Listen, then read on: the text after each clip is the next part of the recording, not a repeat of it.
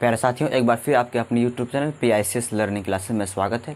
जैसा कि आप सब जानते हैं, आज से आप लोगों का मैथ का जितना भी सब पढ़ाए हैं सबका ऑब्जेक्टिव क्वेश्चन का दोबारा रिवीजन कराएंगे।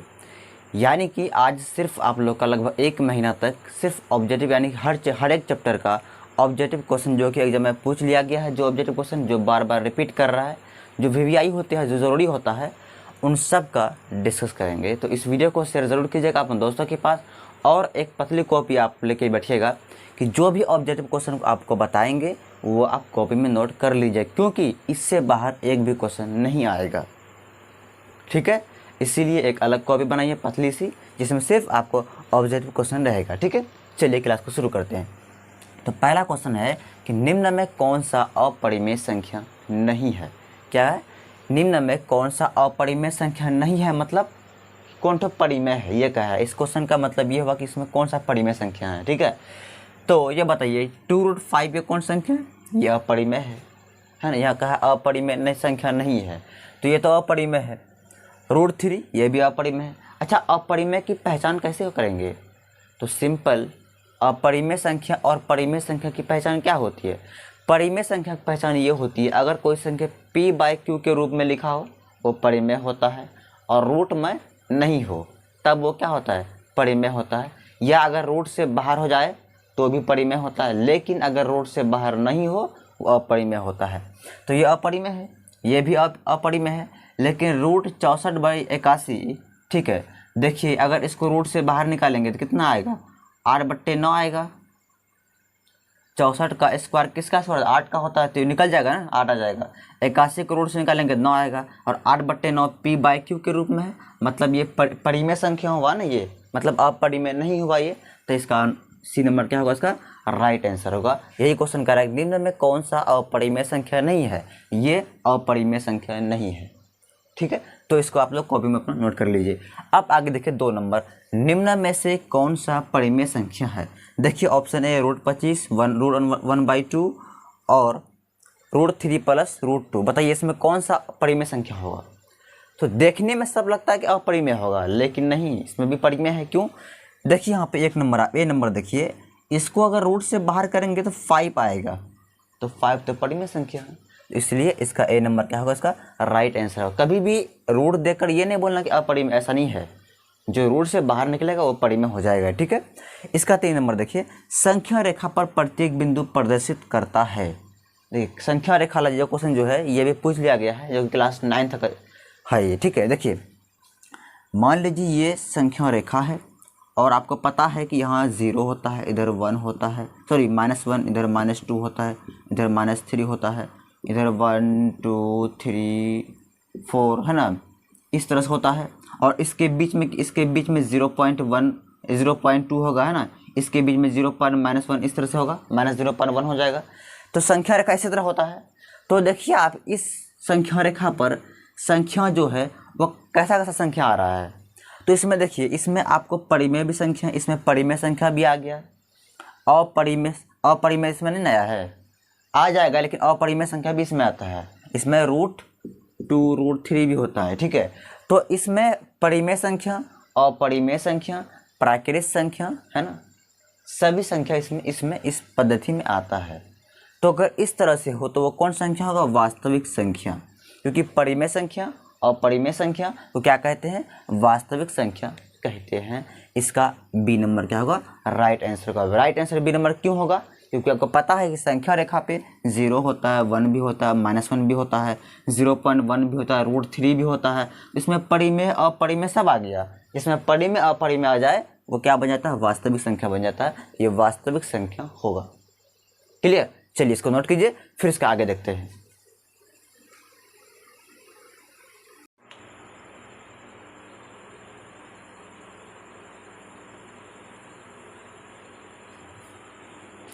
देखिए 4 नंबर क्वेश्चन क्या कहता है? कह रहा है यदि n एक प्राकृतिक संख्या है तब √n है। अगर मतलब ये कह रहा है, अगर रूट जो यहाँ पे है और इस n के स्थान पे अगर हम प्राकृतिक संख्या को रखेंगे तो इनमें से कौन संख्या होगा? एक हमेशा प्राकृतिक संख्या होगा, या हमेशा अपरिमेय संख्या होगा, या कभी प्राकृतिक संख्या कभी अपरिमेय संख्या। देखिए इसको ऐसे समझते हैं, रूट एन है, यही है ना, रूट एन है। तो n का जो मान होगा वो प्राकृतिक संख्या है। क्वेश्चन पहले कह दिया है, यदि n एक प्राकृतिक संख्या है, मान लीजिए n क्या है, प्राकृतिक संख्या, मतलब n का मान हम एक बार 1 लेंगे, एक बार 2 लेंगे, एक बार 3 लेते हैं। क्या लेते हैं? 3 लेते हैं। देखते हैं क्या होता है। तो चेक करते, देखिए यहाँ पे, तो देखिए रूट के स्थान पे रूट है, n के स्थान पे क्या रखेंगे? 1 रखेंगे, तो 1 लिखे, कितना होगा? 1 ही आएगा, रूट से बाहर हो जाएगा ये। उसके बाद अगर हम फिर n के स्थान पे 2 रखते हैं तो रूट 2 ही आएगा, क्योंकि रूट से बाहर नहीं होगा। उसके बाद n के स्थान पे क्या रखेंगे? 3, तो कितना होगा? रूट 3 होगा। तो यहाँ पे देखिए आप, ये जो अभी आया इधर, ये संख्या कैसा संख्या है? थोड़ा सोचिए कैसा संख्या है। यहाँ देखिए, यहाँ प्राकृतिक संख्या है और अपरिमेय संख्या है, यही दो संख्या है ना। अरे 1 जो निकला, ये कौन संख्या है? 1 परिमेय संख्या होता है, और प्राकृतिक संख्या भी होता है ना जी, 1 प्राकृतिक संख्या भी है, और रूट 2 रूट 3 ये दोनों तो अपरिमेय संख्या है। मतलब कभी प्राकृतिक संख्या आता है, कभी अपरिमेय संख्या आता है। चाहे तो और ले लीजिए, देखिए मान लीजिए 4 लेते हैं, तो रूट अंडर 4 कितना होगा? रूट से बाहर निकलेंगे 2 आ जाएगा। 2 भी प्राकृतिक संख्या है, देखते हैं ना, कभी प्राकृतिक संख्या आ रहा है, कभी अपरिमेय संख्या आ रहा है। तो देखिए इसका ऑप्शन क्या होगा? सी नंबर, कभी प्राकृतिक संख्या और कभी अपरिमेय संख्या। कैसे बात समझ में आया? देखिए साइड में जो आप लोग लिखिएगा, इसको भी लिख लीजिएगा ताकि आपको समझ में आए कैसे हुआ। ठीक है, इस तरह से करेंगे। चलिए, तो देखिए क्वेश्चन कह रहा है कि इनमें से कौन शांत है? क्या है? शांत। शांत मतलब जो पूरी तरह से कट जाए, यानी इसमें भाग देंगे तो ये पूरी तरह कटना चाहिए, उसी को शांत बोलते हैं। इसका 2 तरीका है। पहला तरीका ये कि आप इसमें भाग देकर चेक कर सकते हैं, अगर भाग देंगे पूरी तरह से कट जाएगा तो शांत होगा, नहीं कटेगा तो अशांत होगा। लेकिन आपको एक अलग नियम बताते हैं, एक अलग तरह का जो शॉर्ट नियम होता है, सिंपल। अगर इसका हर में 2 × 5 पे पावर m × n अगर इस रूप में आता है तो वो शांत होगा, अगर नहीं आता है तो वो अशांत होता है। सिंपल, ठीक। तो सबसे पहले हम ए नंबर चेक करेंगे, 3/21 है, ये है ना, 3/21 है। तो सबसे पहले ये फार्मूला तभी लागू करना है जब पहले चेक करेंगे क्या ये करता है। अगर कट जाएगा तो तब यूज़ करेंगे, नहीं कटेगा तो कोई बात नहीं, ठीक है। सॉरी, जब कटेगा तो पहले काट देना है, तभी ये फार्मूला लागू कर सकते हैं, नहीं तो लागू ये फार्मूला नहीं होगा। मतलब पहले चेक कीजिए क्या ये कटेगा। हाँ कटेगा, बिल्कुल कटेगा। 3 × 1 = 3, 3 × 7 = 21, कितना है? 1/7। और रन कटेगा, नहीं कटेगा। चलिए, अब जो हर में कितना? 7 है, तो 7 क्या करेंगे? अभाज्य गुणनखंड करना है, तो 7 × 1 = 7 ही आएगा। यानी इसको लिख सकते हैं 1/7 × 1, इसको ऐसे लिख सकते हैं ना, 7 × 1 7 ही होगा ना। क्या ये इस रूप में आया? देखिए 2 × 5 आया, देखिए 2 5 आया, यहाँ पे नहीं आया, इसीलिए ये क्या शांत होगा? नहीं, शांत ये नहीं होगा। तो चलिए अब इसका बी नंबर चेक करते हैं। बी नंबर में देखिए क्या है? 1/21 है, यही है ना। तो 21 का क्या करते हैं? पहले अभाज्य गुणनखंड कीजिए, तो 2 पहले काटना, और तो कटेगा नहीं। चलिए कहिए यहाँ पर 3 × 7 = 21, तो क्या सब आया? तो हर के नीचे में आया 3 × 7, हर में ही आया ना, 3 × 7 आ गया। क्या इस रूप में आया है? नहीं आया, तो अभी आसान तो होगा ये। अब चलिए इसके बाद सी नंबर में कितना है? सी नंबर में 3/8। चलिए 8 का करते हैं। अगर 8 का करेंगे तो क्या सब आएगा? 2 दूनी 4, सॉरी 2 चौके 8, 2 दूनी 4, क्या सब आया? तो ये आ गया 3/8 बराबर आ गया, सॉरी हर में लिखेंगे इसको 3/2 × 2 × 2, यही आया ना। यानी हर में इसको लिख सकते हैं ऐसे, ठीक। अब ये बताइए आप, इसी को ऐसे भी लिख सकते हैं 3/2 पे पावर 3 × 5 पे पावर 0, क्या ऐसे लिख सकते हैं जी इसको? क्यों ऐसा? देखिए यहाँ पे 2 कितना बार आया है? 3 बार है, इसलिए 3 लिखे। 5 कितना बार आया? 1 भी बार नहीं आया है, इसलिए 0 लिख दिया यहाँ पे। तो देखिए इस रूप में जो हर है, क्या इस रूप में है? बिल्कुल, देखिए है ना जी, इसलिए क्या होगा? ये शांत होगा। सिंपल याद रखिएगा, अगर किसी के हर में अभाज्य गुणनखंड करने पर 2 आए, सिर्फ 2 आए, या सिर्फ 5 आए, या 2 और 5 दोनों आए, तो क्या होगा? वो हो जाएगा शांत। अगर ऐसा नहीं हुआ तो वो अशांत हो जाएगा, ठीक है। तो इस तरह से करते इसका क्या होगा? सी नंबर राइट आंसर होगा, इसको नोट कीजिए।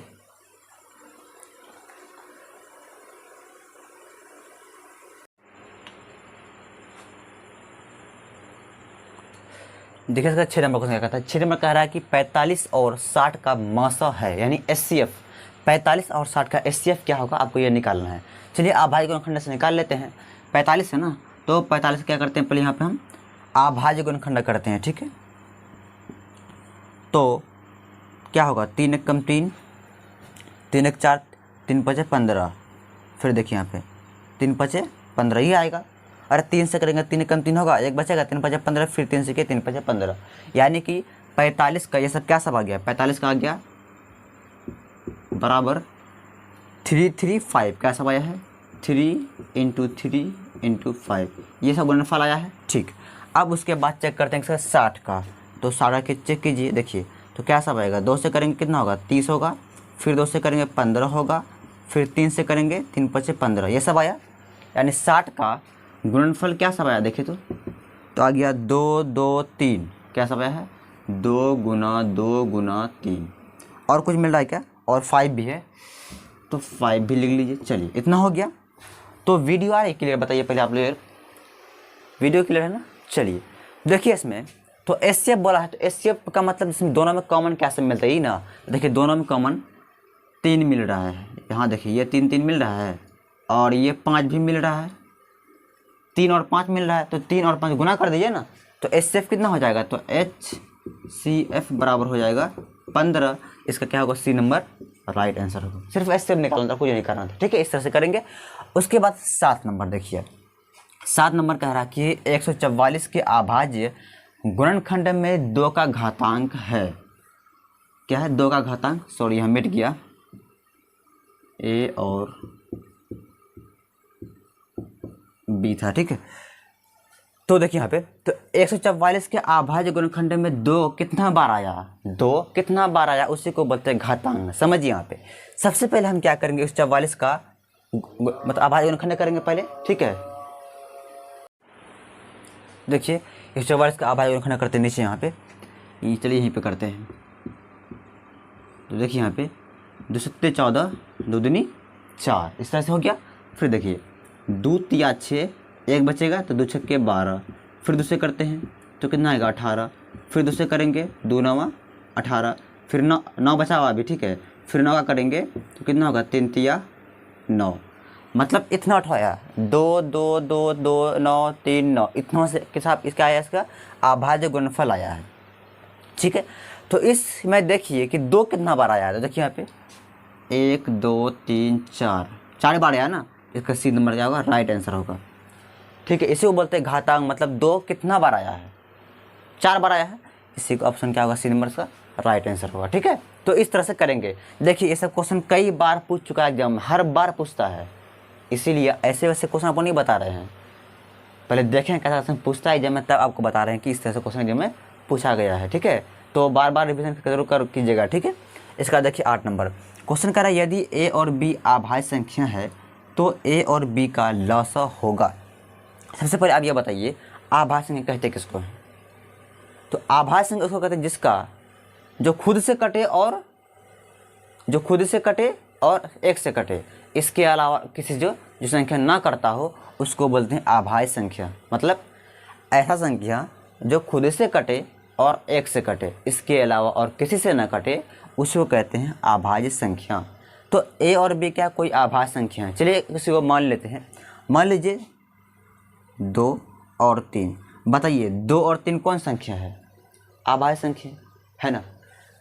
एक ऐसा समझिए, ए बराबर मान लेते हैं 2, बी बराबर क्या मान लेते हैं 3। ए और बी अभाज्य बोला ना, इसलिए आपको संख्या भी वैसा लेना था। देखिए 2 किससे करता है, 2 खुद से करता है, मतलब 2 से कटेगा और 1 से कटेगा, और किसी से करता है नहीं करता है। 3 भी खुद से करता है और 1 से करता है, इसके अलावा किसी से नहीं करता है। तो 2 और 3 क्या है, अभाज्य संख्या है। अब इस तरह से 5 7 भी ले सकते हैं ना, 11 भी ले सकते हैं, ये सब अभाज्य संख्या है। तो 2 और 3 अभाज्य संख्या है ना। तो इसका बताइए आप लॉसा क्या होगा, यानी एलसीएम क्या होगा, इसका एलसीएम क्या होगा, तो इसका एलसीएम कितना होगा, तो 3 दूनी 6, गुना करेंगे ना, तो यानी ए गुना बी करेंगे ना, मतलब ए बी हो गया, यही ना। दोनों गुना करेंगे तब ना 6 होगा।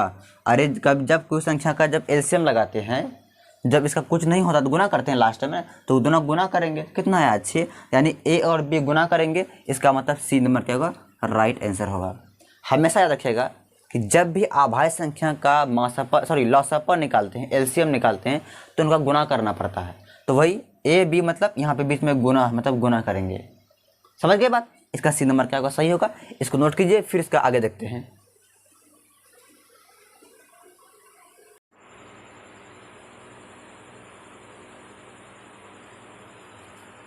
देखिए 9 नंबर क्वेश्चन कह रहा है कि 5005 के कितने अभाज्य गुणनखंड है।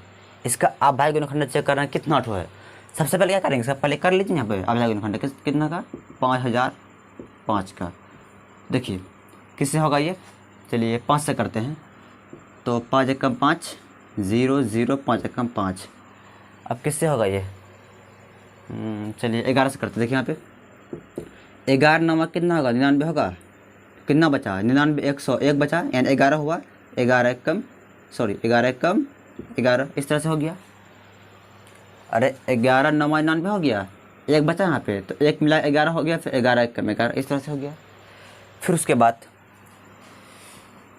3 से करेंगे, 3 3 9, 3 से नहीं 7 से कीजिए तो 13 से कीजिए, 13 से 13 सत्ते 91 और होगा, और नहीं होगा, बस इतना ही होगा। तो कितना आया, 1 2 3 4, 4 आया, तो बी नंबर से ही होगा।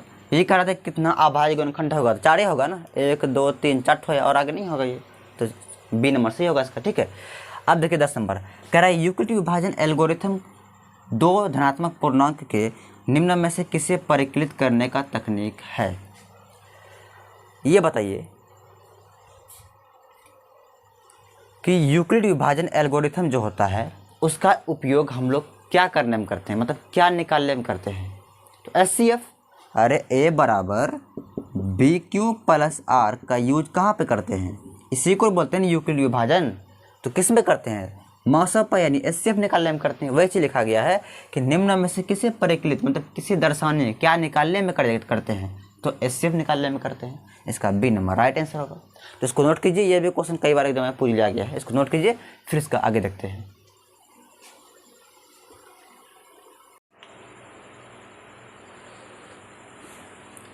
देखिए सर 11 में क्या कहता है, 11 में कह रहा है कि 2 लगातार संख्या का मासा होता है। इस तरह क्वेश्चन कई बार एग्जाम में पूछ लिया गया है, लेकिन बच्चा बहुत गलती करता है, अक्सर गलती करता है। ये दोनों क्वेश्चन कन्फ्यूज़ करने वाला क्वेश्चन है, थोड़ा ध्यान दीजिएगा। इसमें 2 लगातार संख्याओं का मौसा होता है। लगातार मतलब जैसे 1 के बाद 2, 2 के बाद 3, यानी 2 लगातार संख्या का अगर एचसीएफ निकालेंगे तो कितना आएगा। मान लीजिए हम 2 और 3 का निकालते हैं एचसीएफ, लगातार हुआ ना, 2 के बाद 3 आया ना, या 3 4 5 6 आप कुछ भी ले सकते हैं। ये ज़रूरी नहीं है कि 2 3, आप 1 2 भी ले सकते हैं। चलिए हम एक बार चेक करके आपको दिखा देते हैं। ठीक है, मान लीजिए 2 संख्या है और इसका मौसा हम निकालें, यानी एचसीएफ निकालेंगे। तो चलिए भाग विधि से बनाते हैं एचसीएफ। तो देखिए यहाँ पे 2 1 कम 2, तो 3 में 2 घटाएंगे 1, और 1 ऐसे रहेगा, ये 2 कहाँ जाएगा बीच में, तो 1 2 2 कट गया। तो कितना इसका मौसा आया, 1 आया। इसी को मौसा बोलते हैं ना, जहाँ लास्ट वाले जिस भाजक से कटेगा वही एचसीएफ होता है। तो 1 आया, इसका क्या होगा, इसका ऑप्शन नंबर इसमें नहीं लिखे हैं क्या, ऑप्शन गलत लिख दे क्या इसमें। चलिए ऐड कर देते हैं, ए यहाँ पर कर दीजिए 1, क्या होगा, तो इसका ए नंबर क्या होगा, इसका राइट आंसर होगा। ठीक है, तो ये हुआ 2 लगातार संख्या का मासापा। अब उसके बाद 12 नंबर चेक करते हैं, 2 लगातार सम संख्या। यहाँ क्या दिया है, ध्यान दीजिए, यहाँ दिया है सम संख्या। ठीक है, यहाँ सम संख्या था क्या, नहीं, वहाँ सब नहीं था, वहाँ सिर्फ कहा था कि 2 लगातार संख्या। इसमें लेकिन कह दिया है कि 2 लगातार सम संख्या का मासापा होता है। चलिए इसको भी चेक करते हैं। तो 2 लगातार मतलब 2 सम संख्या लीजिए जो कि लगातार हो, तो एक काम करते हैं, 2 ले लेते हैं और 4 ले लेते हैं। 2 4 सम संख्या है ना, और 2 के बाद क्या होता है, 2 के बाद 3 भी होता है, लेकिन 3 सम संख्या है नहीं है, लेकिन 4 तो सम संख्या है, इसलिए 2 और 4 लेते हैं और चेक करते हैं कि इसका मासापा क्या होगा। देखिए यहाँ पे 2 को 4 से भाग दिए तो 2 दूनी 4, कट गया ना यहीं पे, तो कितना हो जाएगा, इसका 2 हो जाएगा। इसका ऑप्शन नंबर सी होगा, क्या होगा, राइट आंसर होगा। तो समझिए कैसे करते हैं, जब कभी भी इस तरह क्वेश्चन रहे, ये दोनों क्वेश्चन कई बार पूछ लिया है और बच्चा क्या करता है, याद कर लेता है और वो गलत बना के आता है। इसीलिए क्योंकि यहाँ पर देखता नहीं है क्या लिखा हो, यहाँ सम है यहाँ पे सम नहीं है। तो किस तरह करेंगे समझ गए? वीडियो आ रही क्लियर?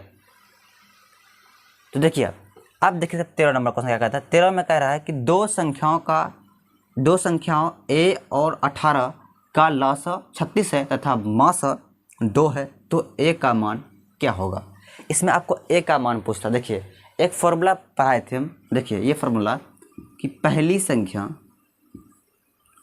वीडियो आ रही क्लियर? आप लोग का वीडियो शायद क्लियर नहीं है क्या?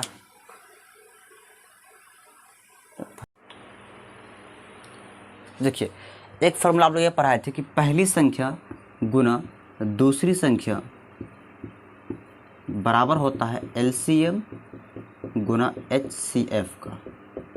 शायद ये फॉर्मूला आप लोग को याद होगा, ठीक है। तो ये फॉर्मूला आपसे बताए थे, इसी फॉर्मूला से भी हम a का मान निकाल। देखिए पहली संख्या का मतलब हुआ यहाँ पे a के बारे में बोल रहा है और दूसरी का मतलब 18, यानी अगर दो संख्या को हम गुना करते हैं और उन दोनों संख्या का HCF और LCM निकाल के गुना करेंगे तो दोनों आपस में क्या होता है? बराबर होता है, ठीक है। ये पढ़ा है। देखिए अगर आप नहीं पढ़े हैं तो याद कर लीजिएगा कि पहली संख्या गुना दूसरी संख्या बराबर होता है LCM गुना HCF, ठीक है। तो पहली संख्या का मतलब यहाँ क्या हुआ? a। क्या हुआ? a। तो इसके स्थान में क्या लिखेंगे? a, सॉरी यह संख्या लिखना भूल गए, यहाँ पर संख्या होगा, ठीक है। ये हुआ। और दूसरी क्या 18 है ना? दो संख्या a और 18, तो दूसरी कितना होगा? 18 बराबर LCM गुना HCF। LCM कितना दिया? 36, तो लिखिए यहाँ पे 36 गुना HCF कितना दिया? 2 दिया है, तो यहाँ पे लिखेंगे 2। अब हमको a का मान निकालना है, सिंपल। देखिए तो यहाँ क्या हो जाएगा? तो a बराबर हो जाएगा 36 गुना 2 बट्टे 18, क्योंकि 18 गुना में है, उधर भेजेंगे तो भाग में आ जाएगा। तो देखिए 18 कम 18, 18 दूनी 36, तो 2 गुना 2 कितना हो गया? तो a का मान आ गया 4। इसका ऑप्शन सी क्या होगा? राइट आंसर होगा। तो इसी तरह करेंगे, सिंपल। ये 36 कट गया है तो 2 गुना 2 बचा, 2 दूनी 4 हो जाएगा। इस तरह से करेंगे। तो लेकिन ये फॉर्मूला आपको याद होनी चाहिए, तभी ये हो पाएगा, ठीक है। तो इस तरह से कर इसको नोट कीजिए।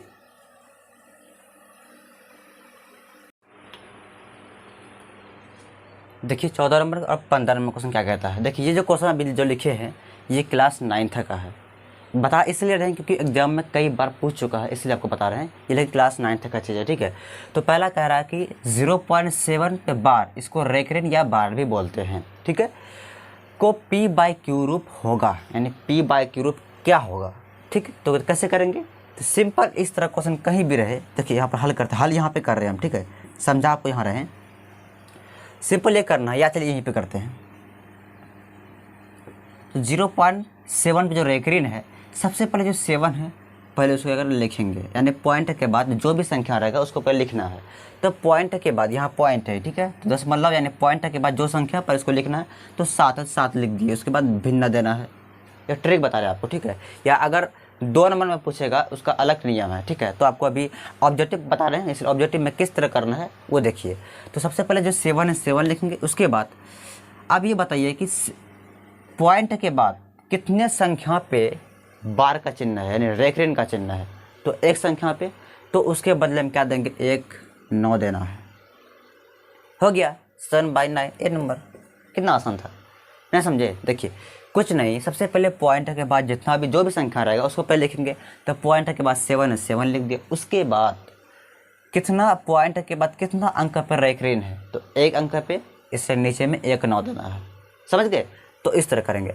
अब चलिए ये वाला है, ये थोड़ा सा अलग है, ये थोड़ा सा अलग है। वो इसलिए अलग है क्योंकि यहाँ पे देखिए 3 पे रेकरिन नहीं है, यहाँ पे ऐसा नहीं था कुछ, यहाँ थोड़ा सा अलग है। देख कैसा है, कुछ नहीं। देखिए सबसे पहले पॉइंट के बाद जो भी संख्या है, तो पॉइंट के बाद क्या है? 32 है, 32 है ना। सबसे पहले यहाँ पर 32 यानी 32 को लिखिए, लिख लिए। उसके बाद यहाँ देना है भिन्न। अब ये बताइए पॉइंट के बाद कितना अंक पे बार का चिन्ह है? तो 1 अंक पे सिर्फ 2 पे है ना, तो 1 9 आ जाएगा। अगर 3 में भी होता, अगर ऐसे होता तो 9 आता, लेकिन ऐसा नहीं है। इसमें क्या है? 1 ही अंक पे है, सिर्फ इस पे है, तो 1 ही 9 देंगे, 9 दे दिए। उसके बाद एक काम और करना है, कितना अंक पर रेकरिन नहीं है, सॉरी कौन सा संख्या पर रेकरिन नहीं है। तो 3 पे है, तो 3 क्या कर देंगे? माइनस। क्या करेंगे? ऊपर में माइनस। और हर में अब ये बताइए कितना अंक पे रेकरिन नहीं है, तो 1 अंक पे, यानी 3 पे रेकरिन है, तो 1 नीचे में 0 देंगे। समझ गए? थोड़ा इसमें अलग यही है कि जब भी पॉइंटर के बाद जिस संख्या पर रेखरेखा ना हो तो इसको इस विधि से करेंगे। सिंपल कुछ नहीं, सबसे पहले पॉइंटर के बाद जो संख्या रहेगा पहले उसको लिखेंगे, तो 32 लिख लिए। उसके बाद घटाएंगे किससे, जिस पे रेखरेखा नहीं है, तो 3 पे नहीं है तो 3 कर दिए। उसके बाद भिन्न देना है, फिर कितना पे रेखरेखा है, 1 पे 1 9, कितना पे रेखरेखा नहीं है, 1 पे रेखरेखा नहीं है तो 1 0। समझ, अब घटाइए। तो 32 में अगर हम 3 घटाएंगे तो कितना हो जाएगा, 29/90। इसका क्या होगा, सी नंबर राइट आंसर होगा। तो उम्मीद करते हैं आपको आज की क्लास में पूरा समझ में आया होगा। अगर आपको लगता है कि आप अभी तक मैथ में कुछ नहीं पढ़े हैं तो प्लेलिस्ट में जाके आप अभी भी पढ़ सकते हैं। अभी 5 महीना अभी भी टाइम है, आप आराम से अभी भी पढ़ सकते हैं। देखिए, पास तो हर कोई कर लेता है, लेकिन अच्छा नंबर से पास करना ये कुछ अलग ही मज़ा होता है, ठीक है। इसीलिए अगर आप चाहते हैं कि अभी अच्छे से पढ़ेंगे तो आप प्लेलिस्ट में जाइए और वहाँ पे आपको सारे सिलेबस मिल जाएगा, पूरा मैथ चैप्टर 1 चैप्टर 2 आपको मिल जाएगा, ठीक है। तो इस तरह से